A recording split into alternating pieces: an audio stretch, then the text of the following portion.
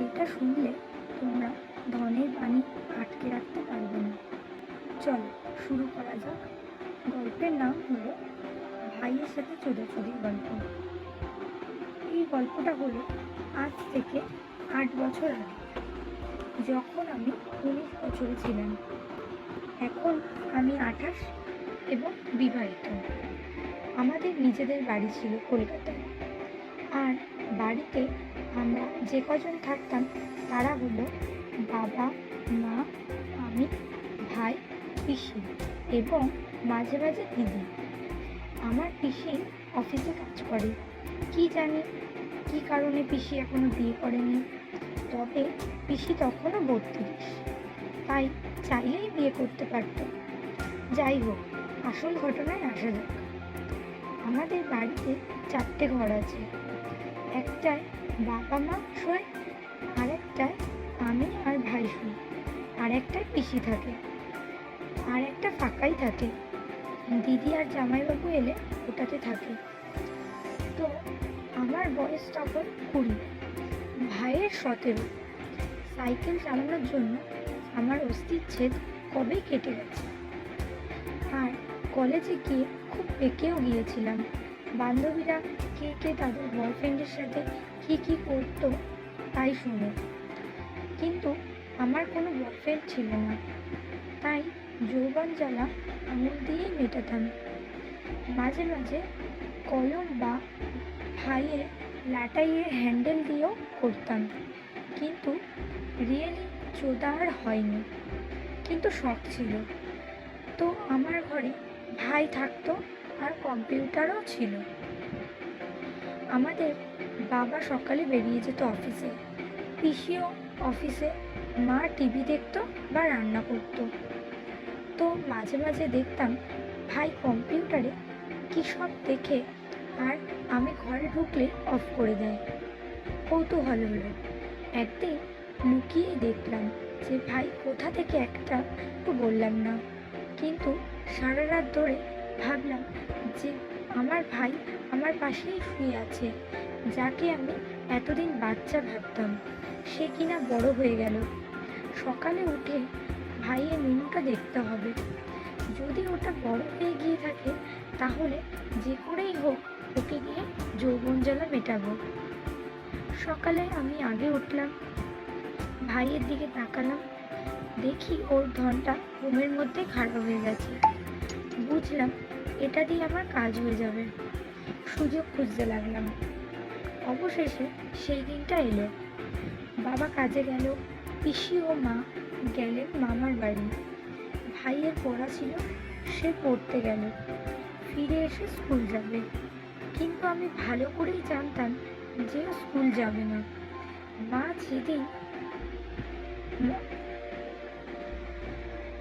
যেদিন যেদিন থাকে না, ও সেদিন স্কুল কামাই করে।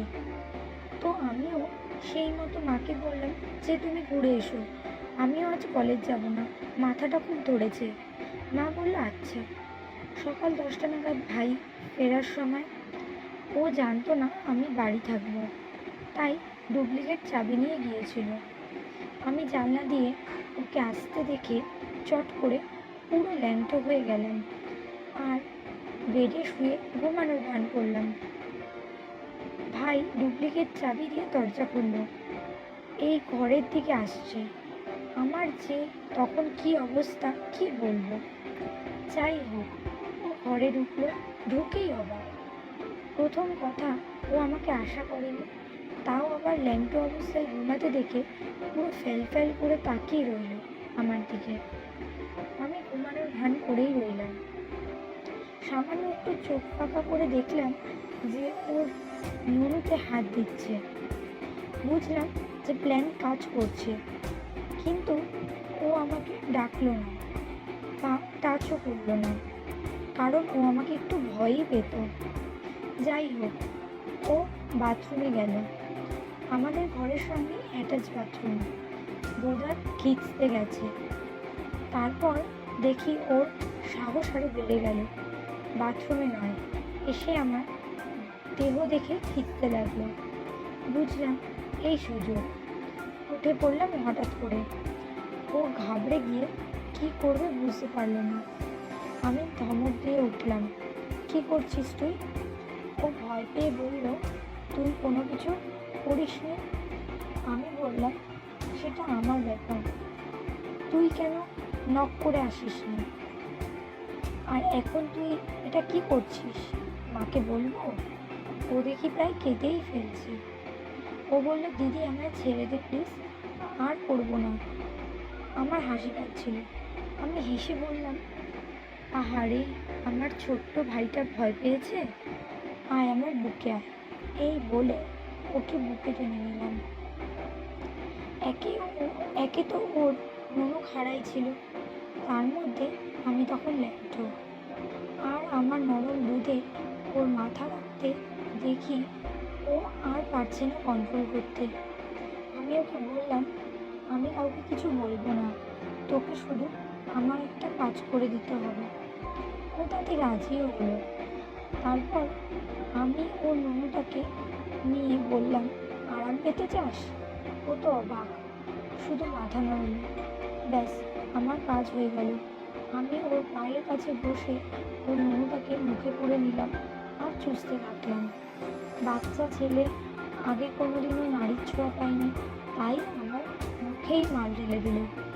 আমি ভাবলাম খাবো কিনা, তারপর বাথরুমে গিয়ে ফেলে দিয়ে এলাম।